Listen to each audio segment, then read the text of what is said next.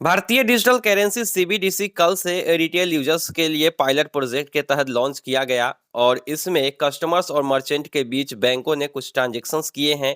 और आज के इस वीडियो में हम आप लोगों को कुछ और जानकारी देने वाले हैं। लाइव प्रूफ बताएंगे कि कैसे ट्रांजैक्शंस होती है, कहां से आपको ट्रांजैक्शंस करना है सीबीडीसी के जरिए, और इसके क्यूआर कोड किस तरीके से होती है। क्या हम बाकी यूपीआई एप्लीकेशन से इस क्यूआर कोड को स्कैन कर सकते हैं, क्या इसके चार्जेज हैं, किस तरीके से काम होगी, सब कुछ आज के इस वीडियो में बताने की कोशिश करेंगे। तो वीडियो को ध्यान से पूरा देखिएगा। दोस्तों, आपको बता दें कि नवंबर में बैंकों के अंदर डिजिटल करेंसी की शुरुआत करी गई थी और रिटेलर्स के लिए 1 दिसंबर 2022 से स्टार्ट किए गए। सिर्फ 4 बैंकों ने इस पायलट प्रोजेक्ट को स्टार्ट किया: state bank of India, ICICI bank, axis bank और आईडीएफसी फर्स्ट बैंक।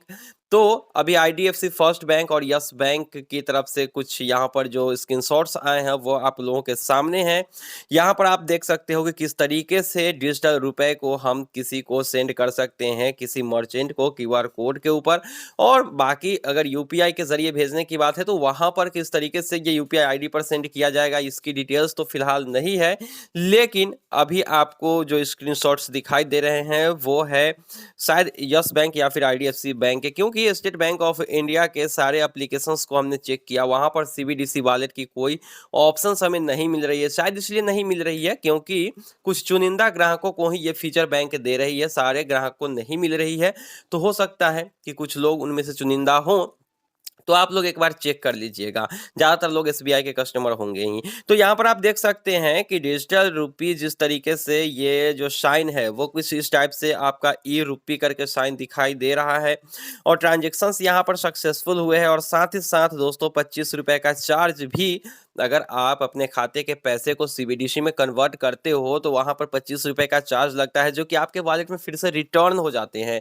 क्योंकि अब यहाँ पे 25 रुपया लग रहा है दोस्तों, तो हो ना हो आगे चल के इसको रिटर्न भी ना किया जाए, ये बात अलग हो सकती है। लेकिन फिलहाल पायलट प्रोजेक्ट के तहत अगर ये आई है तो यहाँ पर 25 रुपये इन्होंने मेंशन किया है कि आपके वॉलेट में क्रेडिट कर दिया जाएगा। और इस तरीके से 1 रुपये का जो नोट था 50 का, उसके जरिए 25 रुपये तो भेजा जा चुका है। आप बाकी 25 रुपये आप और भेज सकते हैं। मतलब किसी ने 50 रुपये का यहाँ पर सीबीडीसी परचेस किया था और उसमें से 25 रुपये सेंड करने के बाद अब 25 रुपया और किसी को वो पे कर सकता है।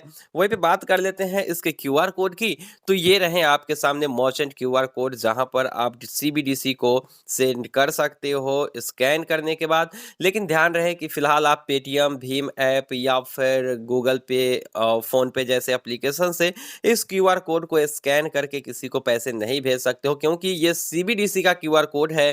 तो सीबीडीसी अकाउंट में ही ये स्कैन होगा और वहां से ही आप पेमेंट कर पाओगे। अब आने वाले दिनों में 4-5 और बैंक है जो इसमें शामिल होने वाले हैं। देखना शेष हुआ कि कौन कौन से बैंक आती है। फिलहाल 4 शहरों में स्टार्ट किया गया है, बाकी के कुछ और शहरों में इसे बहुत जल्द ही स्टार्ट किया जाएगा, जिसमें पटना भी शामिल है।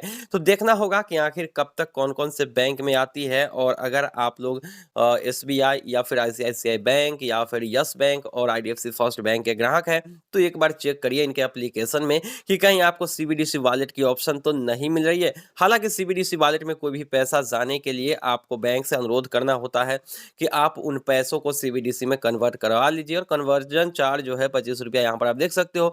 लेकिन वापस इस पैसे को हम अपने अकाउंट में नहीं रख सकते हैं, जहां तक मेरी जानकारी है। अब देखना शेष होगा कि और क्या कुछ निकल कर सामने आती है। फिलहाल आप लोगों के सामने ये रहे स्क्रीनशॉट सीबीडीसी ट्रांजैक्शंस की। कैसी लगी वीडियो कमेंट सेक्शन में जरूर बताइएगा। कोई भी अपडेट आती है तो वो भी आपको हम बहुत जल्द ही देंगे। कोई भी सवाल है इससे रिलेटेड तो कमेंट सेक्शन में लिख भेजिएगा। मिलते हैं किसी नई वीडियो में, दीजिए इजाजत,